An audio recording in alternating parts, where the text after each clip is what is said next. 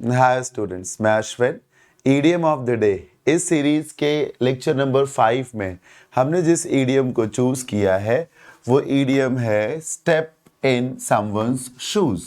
आइए आगे की स्लाइड में हम जानते हैं कि इस ईडियम का क्या मीनिंग होता है। पढ़िए। स्टेप इन समवन्स शूज, इस ईडियम का मीनिंग होता है टेक ओवर समवन्स पोजीशन और अथॉरिटी, किसी से उसकी जिम्मेदारी ले लेना। ये इसका मीनिंग था। पर इसका ये मीनिंग नहीं है कि किसी से उसकी गद्दी को छीन लेना, नहीं। एक यूजुअल प्रोसेस के थ्रू कि कुछ समय तक किसी एक व्यक्ति ने उस काम को किया, अब आप उस काम को करेंगे। जैसे कि हमारे देश में चीफ जस्टिस ऑफ इंडिया बनाए जाते हैं और 10-12 महीने, 1.5-2 साल के कार्यकाल के बाद वो हट जाते हैं और उनकी जगह पर कोई दूसरा चीफ जस्टिस ऑफ इंडिया बन जाता है। तो इसको कहते हैं स्टेप इन समवन शूज। यहाँ पे कोई किसी से उसके काम को छीन नहीं रहा है, एक प्रोसेस के थ्रू उसको उसका कार्यभार या उसको उसकी जिम्मेदारी, उसको उसकी रिस्पॉन्सिबिलिटी, राइट्स, अथॉरिटी, प्रिविलेजेस मिल रहे हैं। ये है इसका मीनिंग, टेक ओवर करना। She is an asset. Example को पढ़ते हैं और अभी मैं आपको एक तरीका बताऊंगा, फट से याद हो जाएगा ये ईडियम आपको।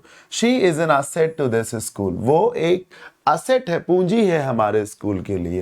And it will be so hard for anyone to step in her shoes when she retires. और बहुत मुश्किल होगा जब वो रिटायर होंगी तो उनकी जगह पर किसी के लिए आ पाना।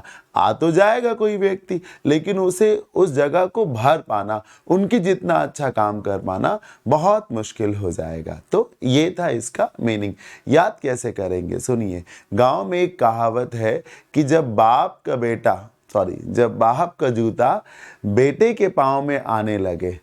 बाप के जूते का नंबर मान लीजिए 8 है और बेटे के जूते का नंबर तो पहले 2, 3, 4 करके होगा ना। लेकिन जब बेटा जवान होने लगेगा तो उसके भी पैर बड़े होंगे।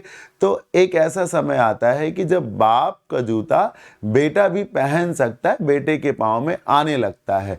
तो कहते हैं कि जब बाप का जूता बेटे के पाँव में आने लगे तो बाप को अपनी जिम्मेदारियां जो हैं बेटे को दे देनी चाहिए, खुद को थोड़ा सा किनारे कर लेना चाहिए। फिर बेटे से राय तो लेनी चाहिए, बेटे को राय तो देनी चाहिए, पर डांटना बहुत नहीं चाहिए, फटकार बहुत नहीं लगानी चाहिए।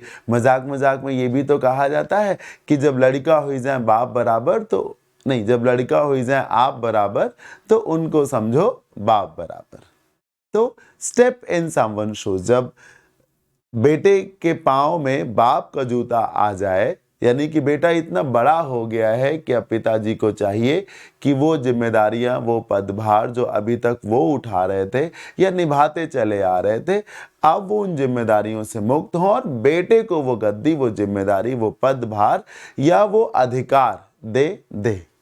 तो ये था ईडियम। मुझे उम्मीद है आपको जरूर समझ में भी आया होगा और समझाने का तरीका तो जरा और अच्छा लगा होगा। कैसा लगा कमेंट में बताइएगा। ये भी बताइएगा कि अगले ईडियम ऑफ द डे में आप कौन सा ईडियम या कौन सा फ्रेज पढ़ना चाहते हैं।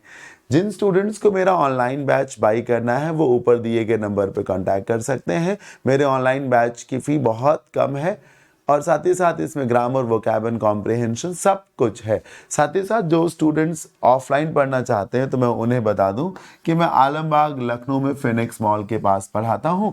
आप यहां आकर के मेरे से ऑफलाइन क्लासेस भी कर सकते हैं। Thank you so much. खुश रहिए, मौज करिए, यूं ही दम लगा के पढ़ते रहिए। जय भोलेनाथ, जय शिव शंकर।